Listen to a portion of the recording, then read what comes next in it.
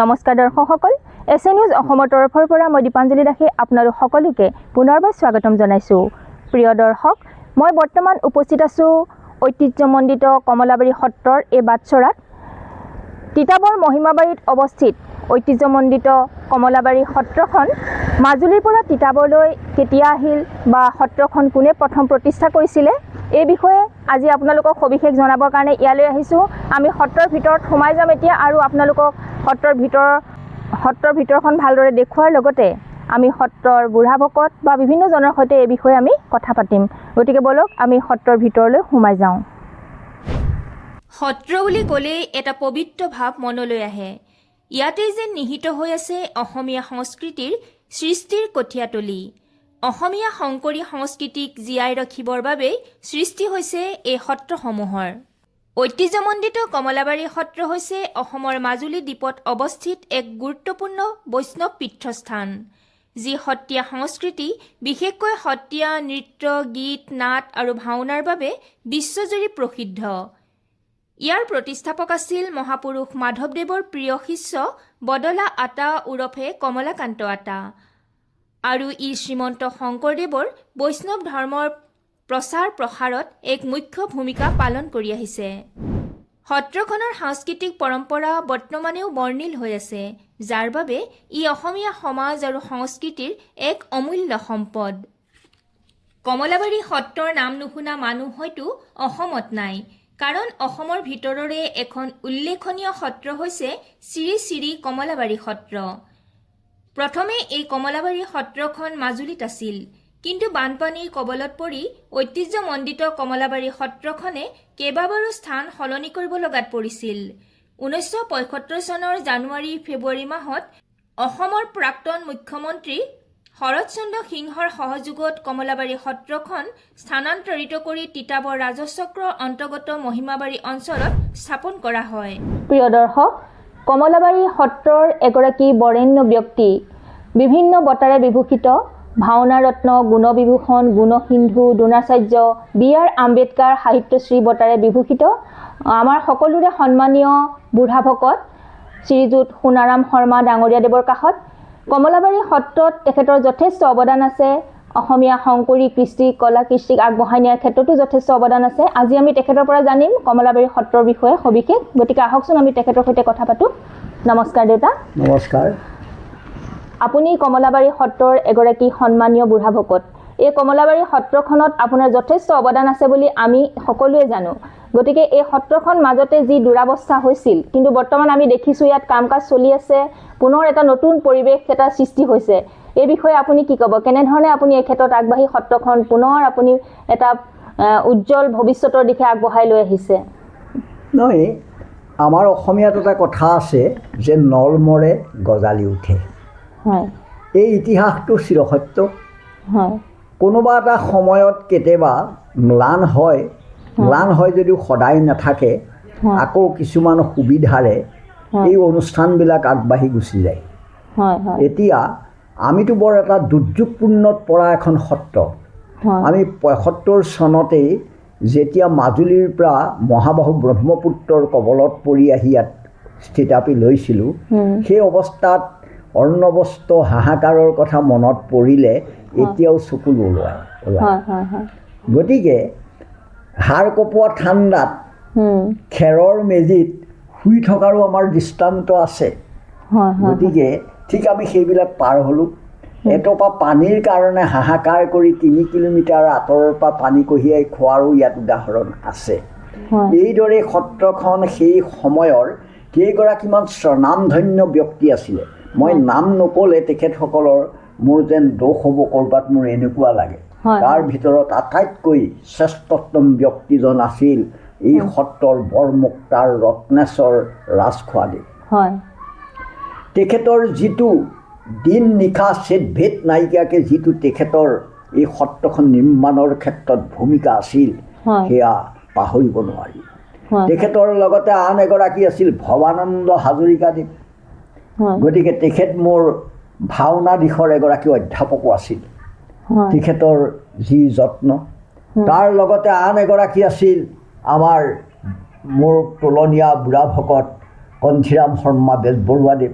হয় সেইদৰে আৰু এগৰাকী আছিল আমাৰ উমাৰাম বোপাতী পাঠক এইদৰে এইসকলৰ লগতে গোটেই গুৰি উঠাবাত ধৰি আছিল আমাৰ সত্ৰৰ সত্ৰাধিকাৰ প্ৰভীশ্বৰে হয় হয় আৰু সেই সময়ৰ এজন ডেকা কৰ্মী হিচাপে হয় সকলো লগতেই যে ল'ৰা হ'লে পাছে বুলি যে কয় এটা দৃষ্টান্ত আছিলে সেইটো সেইসকল মোতকৈ অগ্ৰজ আছিলে হয় আৰু মই সেইসকলৰ আলপৈচান ধৰি লগত ফুৰিছিলোঁ সত্ৰ নিৰ্মাণৰ ক্ষেত্ৰত মাটি লোৱাৰ ক্ষেত্ৰত হয় সকলোতে আছিলোঁ হুম গতিকে থাকি সত্ৰখন প্ৰতিষ্ঠা হ'ল যেনে তেনে খেৰে বাঁহে নৰাই সাজি ভকতখিনি ইয়াত স্থিতাপি ল'লে হয়। আৰু সেই ৰত্নেশ্বৰ মুক্তাৰ দেৱে নিজে নাখায়ো ভকতক খুৱাইছিলে বহুত তেখেতৰ চেষ্টা আছে গতিকে সেইখিনি আমি কিমান ক'ম গতিকে সেইদৰে সত্ৰখন হ'ল এনে সময়তে হিতেশ্বৰ শইকীয়া চৰকাৰ থিতাপি ল'লে হয়। আৰু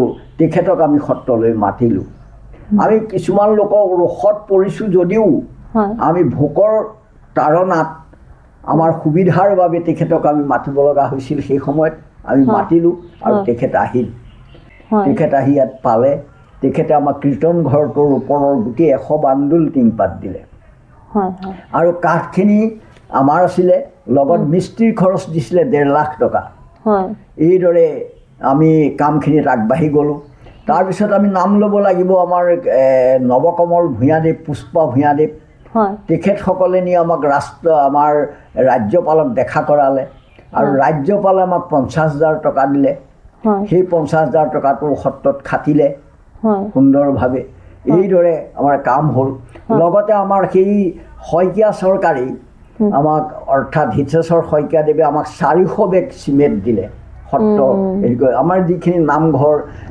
ভঁৰাল ইত্যাদি গোটেই কামখিনি তেখেতসকলৰ সেই চিমেণ্টৰ দ্বাৰা হৈছিলে আৰু মাটিখিনি আমাক সিংহ চৰকাৰে দিলে শৰৎচন্দ্ৰ সিংহদেৱ এজন সাধু তেখেতে ৰোৱা এটা ইয়াত তাল গছৰ পুলি এতিয়াও আছে হয় হয় গতিকে তেখেতে ৰুইছিলে আৰু নিশা আমাৰ ইয়াত তেখেত বাস কৰিছিলে হয় এটা নিশা আমাৰ লগত একেলগতে খেৰত শুইছিলে আৰু আমি গধূলি আহোঁতে তেখেতে কোন মানুহ আমি জনা নাছিলোঁ তেতিয়া আমি চিনি নাপাওঁ তেখেতক ভালকৈ শাৰীৰিকভাৱে দেখা নাছিলোঁ ৰাতিপুৱাহে খবৰ পাইছোঁ যে তেখেত অসমৰ মুখ্যমন্ত্ৰী আমি আৰু তেতিয়া হতাচৰি হৈছিলোঁ যে এইটো কেনেকুৱা কথা এজন মুখ্যমন্ত্ৰী আমাৰ লগত এনেদৰে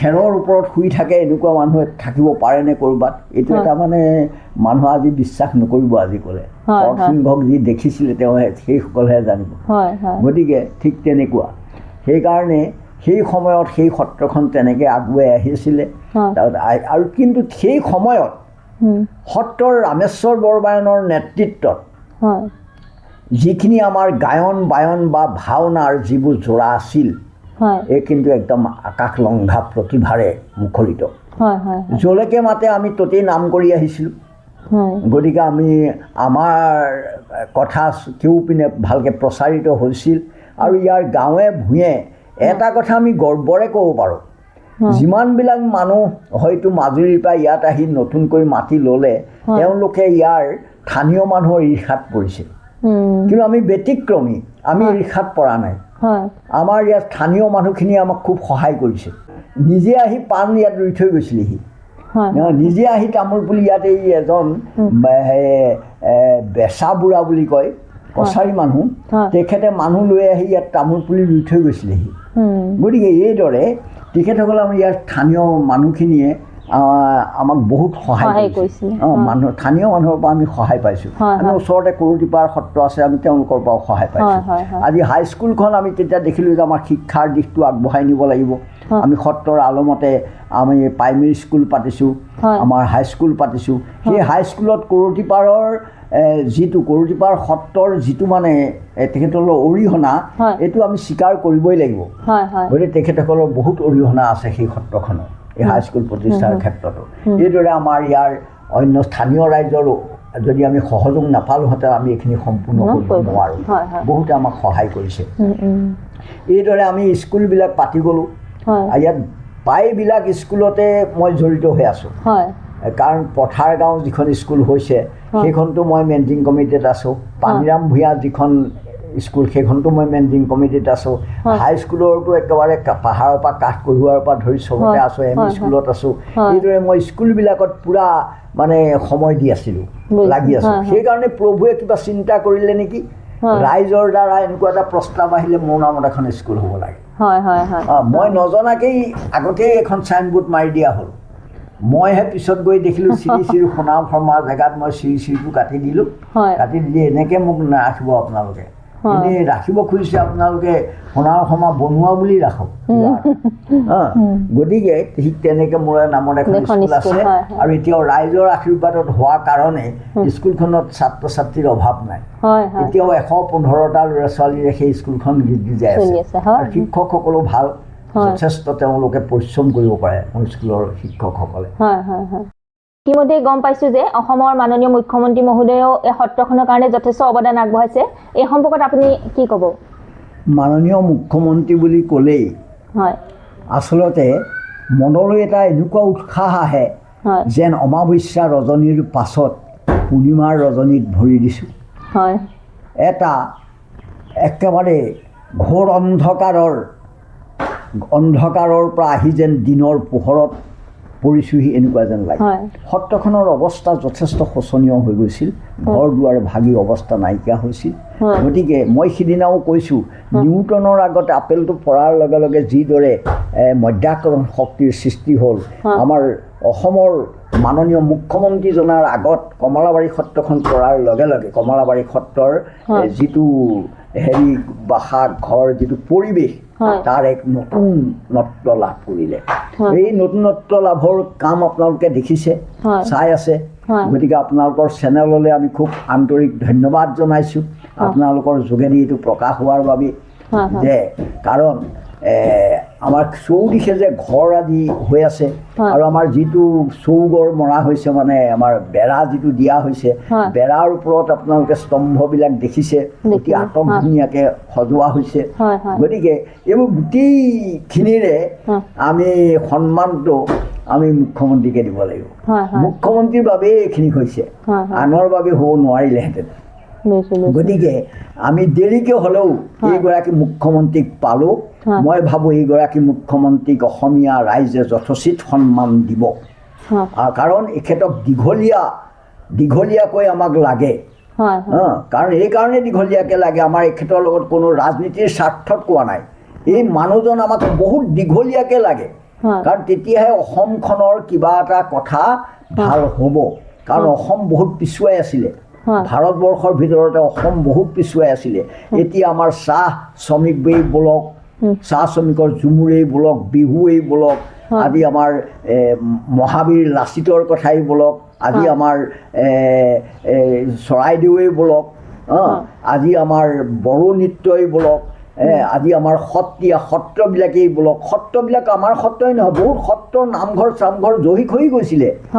গতিকে সত্ৰ আয়োগৰ দ্বাৰা সত্ৰৰ মাটিখিনি অচিনাকি মানুহৰ পৰা উদ্ধাৰ কৰি দিলে এইটো সাধাৰণ কথা নহয় এই যে সত্ৰৰ মাটিবিলাক উদ্ধাৰ কৰি দিলে এতিয়া নোহোৱা নপজা কাম কৰি দিলে আৰু তাৰ লগতে সত্ৰবিলাকৰ প্ৰতি যিটো নতুনত্ব আনিছে কাৰণ সত্ৰবিলাক অসমৰ মেৰুদণ্ড কাৰণ মহাপুৰুষ শ্ৰীমন্ত শংকৰদেৱক বাদ দি অসম দেশখনৰ অস্তিত্বটো আমি ভাবিব নোৱাৰোঁ গতিকে মহাপুৰুষ শংকৰ মাধৱদেৱৰ আচলতে গোটেই বুনিয়াদটোৱেই হ'ল সত্ৰৰ যোগেদি কৰিছিলে গতিকে এই সত্ৰসমূহৰ প্ৰতি তেখেতে যিটো তেখেতৰ বলিষ্ঠ পদক্ষেপ আগবঢ়াইছে এইটো সঁচাকৈ অসমবাসীৰ কাৰণে এইটো অতি প্ৰশংসনীয় আমাৰ মুখ্যমন্ত্ৰী মহোদয়ে কিমান টকাৰ আবণ্টন দিছে সত্ৰৰ কাৰণে সত্ৰৰ কাৰণে বাজেটত আমাক 5 কোটি টকাৰ আমন্ত্ৰণ দিলে এই আমন্ত্ৰণৰ আমাৰ 2 কোটি টকা ইতিমধ্যে আমাক এৰি দিছে আমি 2 কোটি টকাৰ প্ৰায়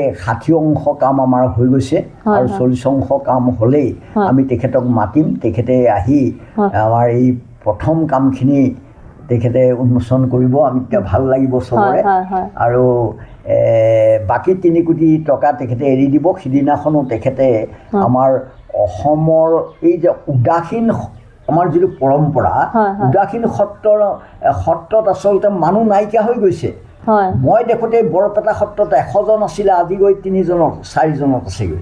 মই দেখোঁতে আউনীআটী সত্ৰত 700 ভকতেৰে একেবাৰে মৌ বাঁহৰ দৰে ভৰি আছিলে, এতিয়া গৈ 250 আছেগৈ।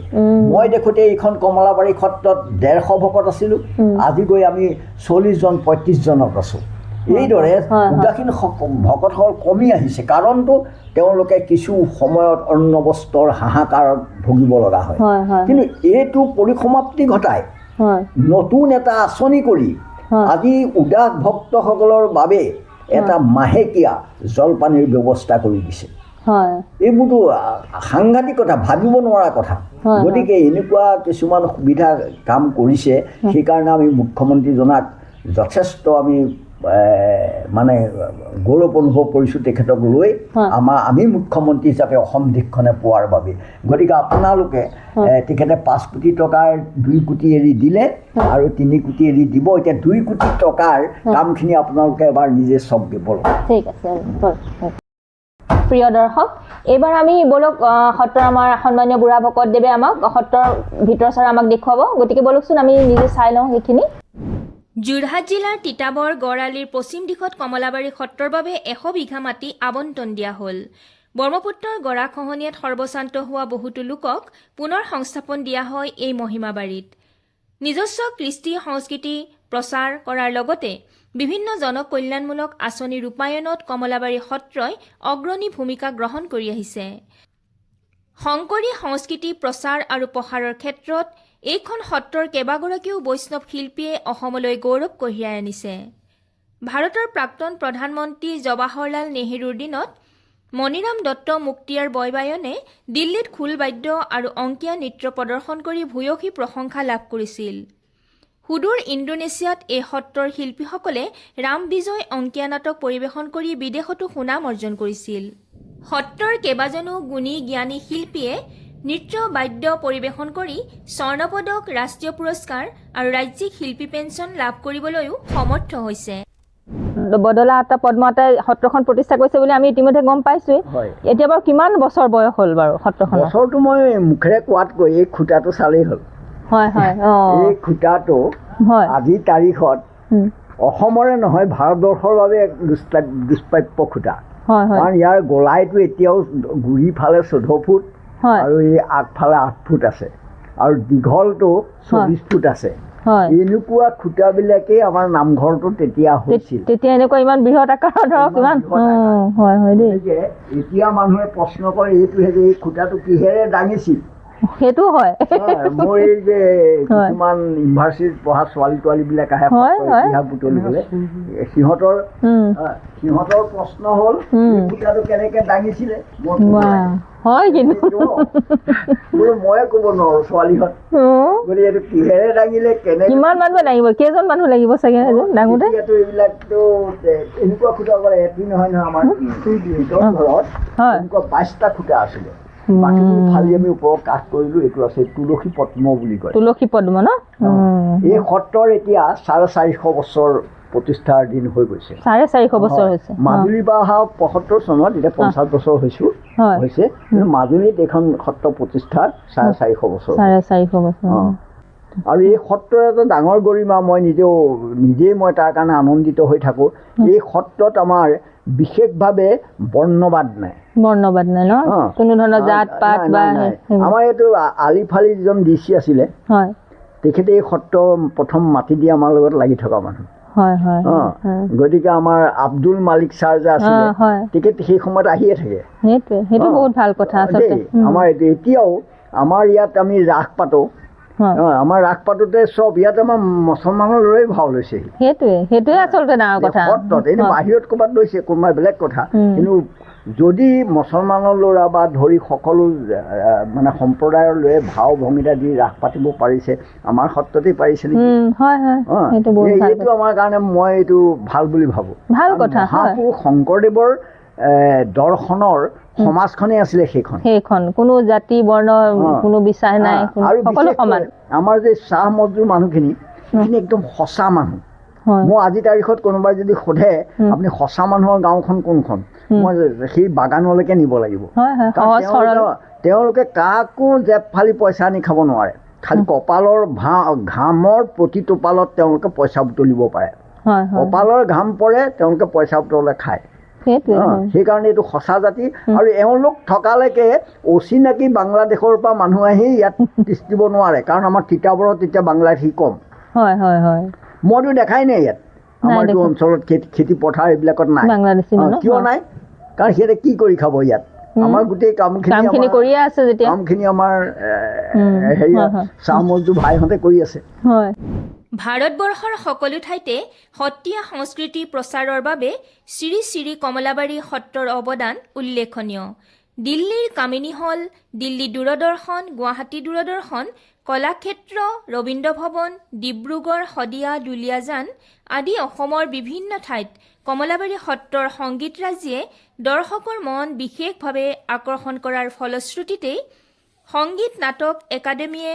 প্ৰয়াত ডক্টৰ ভূপেন হাজৰিকাদেৱৰ নেতৃত্বত গুৱাহাটীত 2000 চনৰ ডিচেম্বৰ মাহত সত্ৰীয়া নৃত্যক ৰাষ্ট্ৰীয় স্বীকৃতি প্ৰদান কৰে 2 কোটি টকাৰে যিখিনি কাম চলি আছে আমি সেইখিনি ইতিমধ্যে আমি দেখিলোঁ আমাৰ দৰ্শকসকলেও দেখিলে আৰু 3 কোটি টকা যে পাবলগীয়া আছে সেইখিনিৰ আপোনালোকে কেনেধৰণে কি কাম কৰিম বুলি ভাবিছে আমি এতিয়া য'ত থিয় হৈ আছোঁ হয় আমাৰ কাষতে থকা যে আমাৰ এই নামঘৰ ভাগ হয় আমাৰ বৃন্দাবনীয়া কাপোৰখনৰ আৰ্হিত 40 হাত দীঘল আৰু 60 হাত বহল এই নামঘৰ হয় এই বিঘা মাটি জুৰি আছে হয় এই নামঘৰটো আমি যেনেকৈ বনাম বুলি ভাবিছিলোঁ আমি তেনেকৈ নোৱাৰিলোঁ ইয়াৰ প্ৰায় বহু টকাৰ কাম ইয়াত বাকী আছে টিংপাতবোৰ বেয়া হৈ গৈছে আমি টিংপাতখিনি ভাল কৰিব লাগিব আৰু কেউপিনে আটক ধুনীয়া কৰিব লাগিব নামঘৰটোতেই প্ৰায় আমাক 1 কোটি টকা লাগে 1 কোটি টকা হ'লেহে আমি নামঘৰটো ভবামতে কৰিব পাৰিম আমি পৰ্যটকৰ চকুত পৰাকৈ আৰু নামঘৰৰ কাষৰ যিখন আমাৰ এতিয়া ইয়াত আমাৰ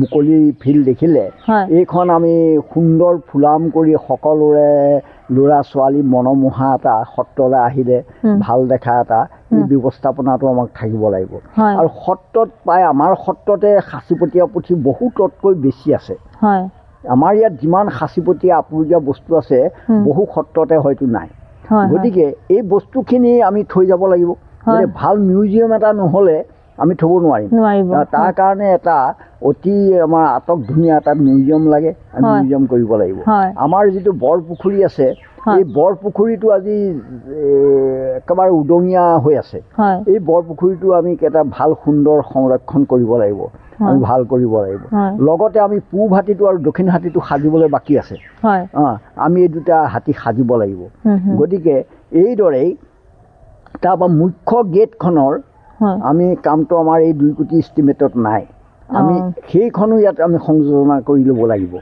গতিকে আমি এই 2 কোটি টকাৰে আমাৰ 8খন বহা আৰু 1011 মিটাৰমান আমাৰ কেউপিনৰ বাউণ্ডৰী ৱাল আমি এইখিনিতে প্ৰায় আমাৰ শেষ হৈ গৈছে গতিকে সত্ৰৰ পইচা সত্ৰলৈ অহা পইচা খুব সুন্দৰভাৱে ব্যৱহৃত হৈ আছে বুলি আমি ভাবিছোঁ আৰু আমাৰ সকলোৱে যিসকলে দেখিছে সেই সকলো ক'ব লাগিব আপোনালোকেও ক'ব লাগিব গতিকে এয়া আকৌ কৈছোঁ ইয়াৰ বাবে সম্পূৰ্ণ মানে আমাৰ শলাগৰ শৰাই আমি আগবঢ়াম প্ৰথমজন অসমৰ ব্যক্তি হিমন্ত বিশ্ব শৰ্মাদেৱলৈ হয় হয় হয় হয় বহুত বহুত ধন্যবাদ আজি আপোনাৰ পৰা আমি বহুতখিনি তথ্যই গম পালোঁ আপোনালোকলৈ বহুত বহুত ধন্যবাদ এছে নিউজ অসম হয় আপোনালোক আহিলে আপোনালোকৰ নিউজটোত বহুত তেনেকুৱা লাগতিয়াল কথাবিলাক বাজিবলৈ লৈছে আৰু বহুতজন আপুৰুগীয়া মানুহক আপোনালোকে উলিয়াই অনাৰো চেষ্টা কৰিছে এইখিনি যথাৰ্থতে শলাগৰ পাত্ৰ আমি আপোনালোকৰ